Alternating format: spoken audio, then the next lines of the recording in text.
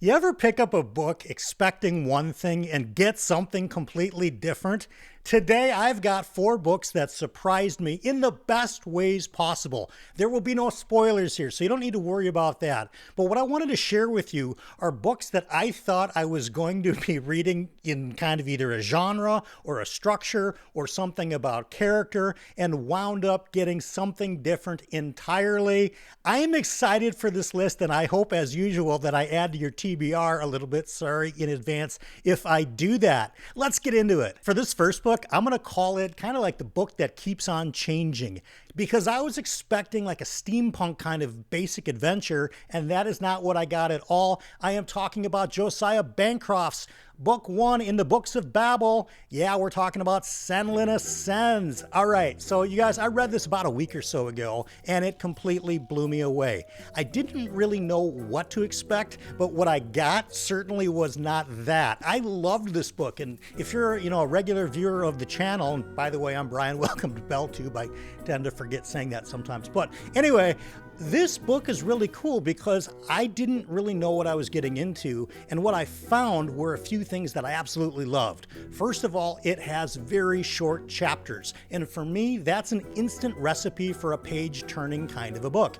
because I can always get one more chapter in if they're just 4 or 5 or 6 pages long. Some of them are a little bit longer than that, but for the most part, they're pretty short and snappy chapters. But here's what I really found unique and surprising about Senlin Ascends. About every 2 or 3 chapters, the book changes because of where Senlin is in the Tower of Babel. And not only does the world change around him, but his companions change constantly. For example, in one section, he might be with one person, and we're going to get to know that person for a couple of chapters, and then they're gone, and they go do something else. And somebody else comes in, and Senlin is with that person for a while, and then they're gone. And maybe a third person comes in, or maybe that first person comes back. It's always about 2 people total with the adventure that's going on, but they rotate in and out, and that is just a really cool way of weaving a plot through a story. The other thing that I loved so much about this, and I told a friend of mine that if I ever wrote a book, which I don't think I'm ever going to do, but if I ever did, I think it would be something like this, where the world itself changes chapter to chapter. Maybe not quite as often as chapter to chapter, but certainly every few chapters.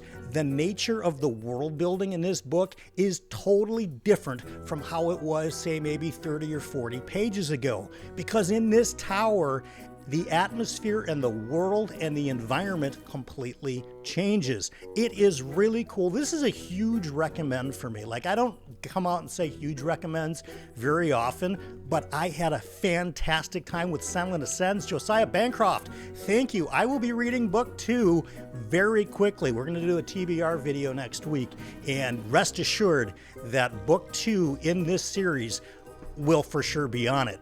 Let's keep going. For this next book, I'm going to call it the book that is actually 6 books in one. I am talking about David Mitchell's Cloud Atlas.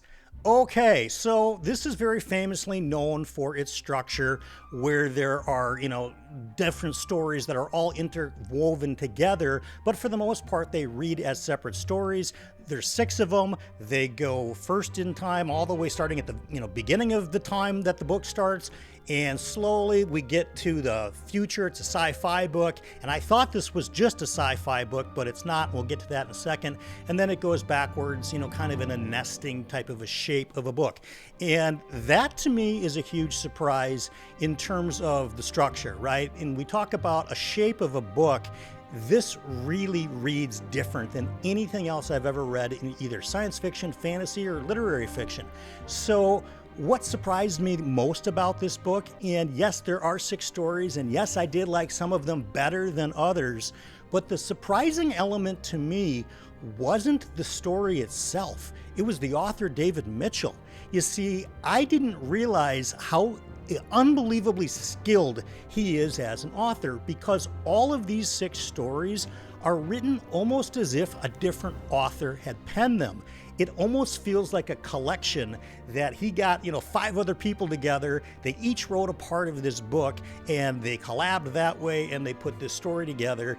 I had no idea that David Mitchell has in his wheelhouse the ability to essentially write any kind of a style of a book that he wants. There are history elements in here where you're almost reading like a nonfiction history. There are crazy futuristic sci-fi elements in here as well. There's murder mystery and kind of gritty detective stuff going on in here in another story. So this book absolutely surprised me, not so much for the events that happened in the book, but for the respect and admiration that I have for its author, David Mitchell. If you've not read Cloud Atlas yet, I have to, kind of tell you up front, some of these stories in here are most likely going to resonate with you better than others.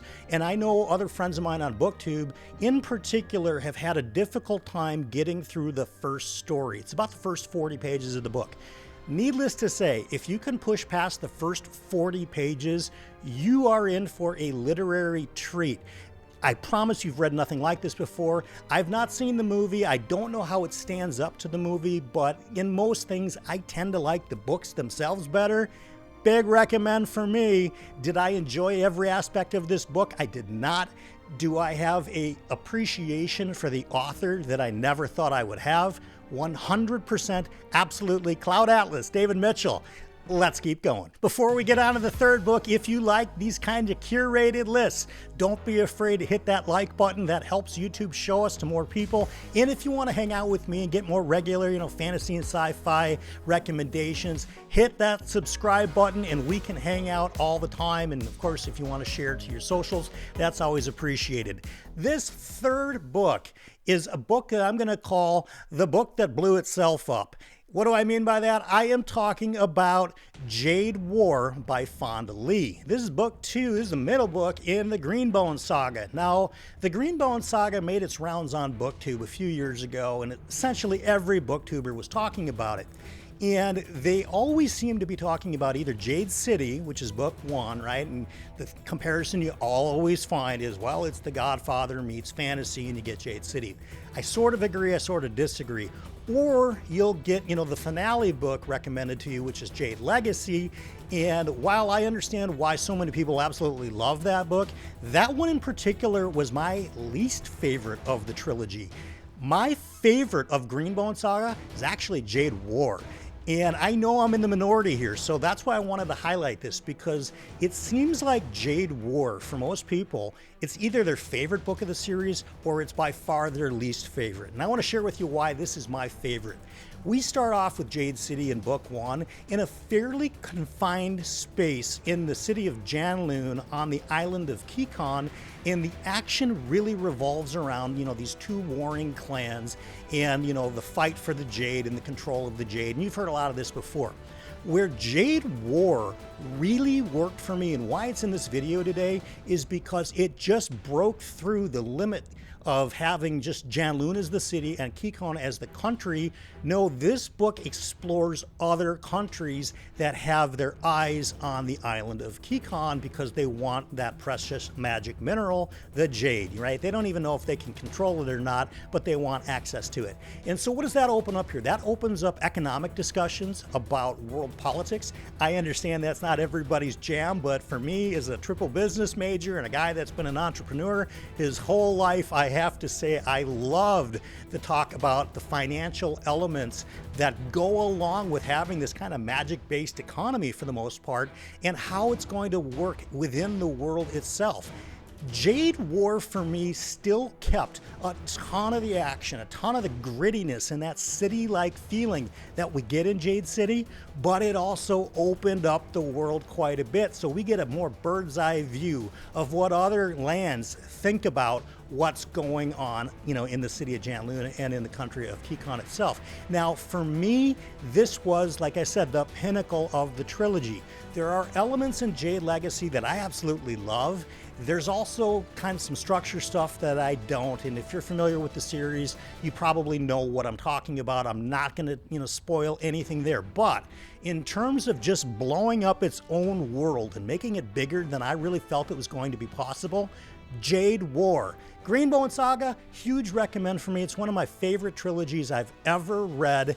And for me, Jade War is the highlight of the series. Let's keep going. So I'm going to call this fourth book the book that leveled everything up. And I am talking about book 2 in the Red Rising series called Golden Sun. All right, so why did it level up? Let's talk about Red Rising as a book itself, and then we're going to get into Golden Sun.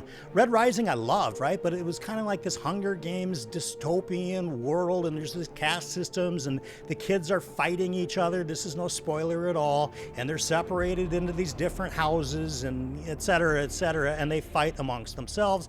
And it's fairly contained to kind of almost like a training tutorial type of a landscape. We fast forward into book 2, and I don't think I've ever seen a series that has leveled itself up quite like the Red Rising series did between books 1 and book 2 with Golden Sun. This blows up this kind of Hunger Games-esque type of a book into a full-on space opera, right? So we're talking about starships. We're talking about solar system space battles. We are talking about politics all over, the known systems. We're talking about the machinations that, and I love that word, I try to throw that in every video. We're talking about the machinations of the ruling class, these golds, and what they've done to accomplish their power, and what they've done to keep their power, and what these other castes are now doing across the solar system to follow Darrow in his mission to bring equality to the world, or at least to bring up those other castes down from the depths of Mars. This to me was wholly unexpected. When I picked up Red Rising, I loved the book. When I went into book 2, or as book 1 finished, I was like, uh-oh, I think this is actually going to transform itself into a full-on space opera, and that's exactly what this book does. If you've not read Red Rising before, I will share with you that it kind of follows like basically 2 sets of books. You've got the first trilogy, which, this is book 2 of. Then there's about a 15-year, maybe it's a 10-year, it's a 10 or a 15-year time, gap or a time jump to when we get to book 4. And I like book 4 quite a bit. I think it's called Iron Gold. Dark Age is book 5. I did not like that one. And then Lightbringer is book 6. I like that one. And we're all, very patiently waiting on Red God, which is going to be the finale in the Red Rising series, and I think that's coming out either this year or next year. But in terms of the point of this video, in terms of surprises, in terms of books that did something that I was not expecting, I loved this book a ton. I can't recommend Red Rising enough. If you've not read it yet, pick up Red Rising. Do yourself a favor, because by the time you get through Golden Sun, I think your eyes are going to be opened to what Pierce Brown has created here in this universe. Gonna get me to the one for the road today, and we're talking about surprises, and I am hoping you guys can do me a favor. I'm hoping that you can pleasantly surprise somebody today with a simple text message or a message on a Discord or even a phone call, whatever is your preferred method of communication, and just say hi, right? Just send somebody a note to say hi, I was thinking about you, hope you have a great day. That's about as simple of a one for the road as I can do, but everybody loves getting those random surprises that somebody was thinking about us and is wishing us to have a good day. I hope that's a really easy one for the road for you, but I do want to know, since I've curated this list of 4 books, what are some books that you went into expecting one thing and got something wholly unexpected instead, for the good, for the wow, I didn't see that coming, not necessarily like plot twist stuff, but just your experience with the book. Maybe it's the structure, I guess it could be plot twist, or maybe it's the characters, whatever it is, and in some cases it's the author themselves. What are some books that you found to exceed your expectations and subvert them in the best ways possible? Leave them in the comments below.